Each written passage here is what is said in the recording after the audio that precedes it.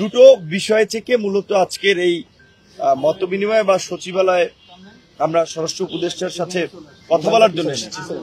একটা বিষয় হচ্ছে যে বর্তমান পরিস্থিতিতে যে কোনো মূল্যে আইন শৃঙ্খলা বাহিনীকে পরিস্থিতির নিয়ন্ত্রণ নিতে হবে, বিশেষ করে পুলিশি ব্যবস্থাকে ফাংশন করতে হবে। পুলিশ যেভাবে রুট লেভেলে প্রতিষ্ঠান হিসেবে ছড়িয়ে আছে, পুলিশ যদি ফাংশন না হয় তাহলে আইন শৃঙ্খলা পরিস্থিতি কিন্তু স্বাভাবিক হবে না।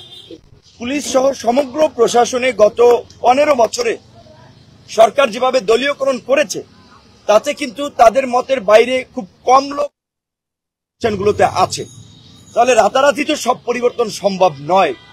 কাজে আমরা বলেছি যে এই প্রতিষ্ঠান সমূহে যাদের দেশপ্রেম আছে, সততা,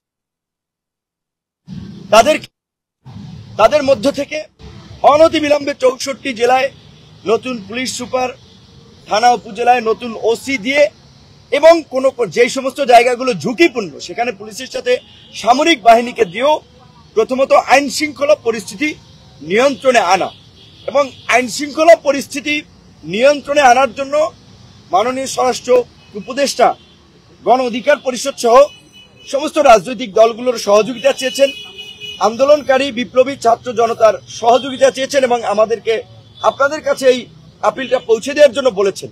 তো আমরা আশ্বস্ত করেছি যে সমস্ত রাজনৈতিক দলই দেশকে স্বাভাবিক অবস্থায় ফিরিয়ে নিতে সহযোগিতা করবে।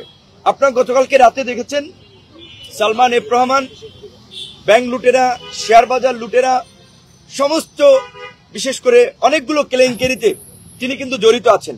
কাজেই তাদের মতো ব্যক্তিদেরকে এমন মামলা দেয়া যাবে না যে জামিন পেয়ে আবার বের হয়ে যায়।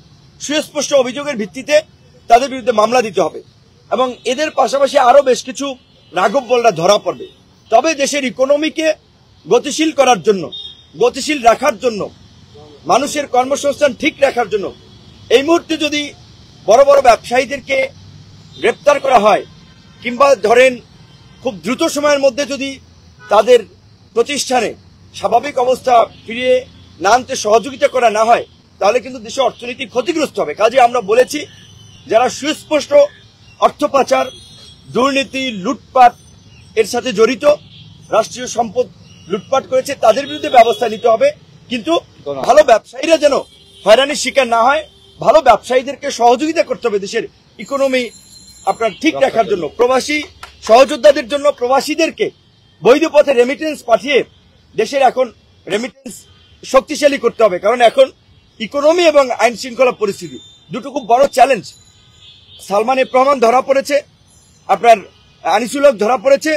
আশা করি আজকে এবং আগামীকালকে আরো অনেক রাঘব বলের ধরা দেখতে পাবেন। তবে আমরা এই যে গণহত্যার যে মাস্টার মাইন্ড বা গণহত্যা পরিকল্পনাকারী দেশদ্রোহী শেখ হাসিনা, যিনি শেষ পর্যন্ত ক্ষমতায় থাকতে ভারতের সামরিক বাহিনীর হস্তক্ষেপ চেয়েছিলেন, কাজে এই দেশদ্রোহী শেখ হাসিনাকে দেশে এনে বিচারের মাধ্যমে তার শাস্তি কার্যকর করার আমরা দাবি জানিয়েছি এবং শেখ হাসিনার সহযোগীদের মধ্যে অন্যতম ছিল, তাদেরকে আমরা গ্রেপ্তারের দাবি জানিয়েছি।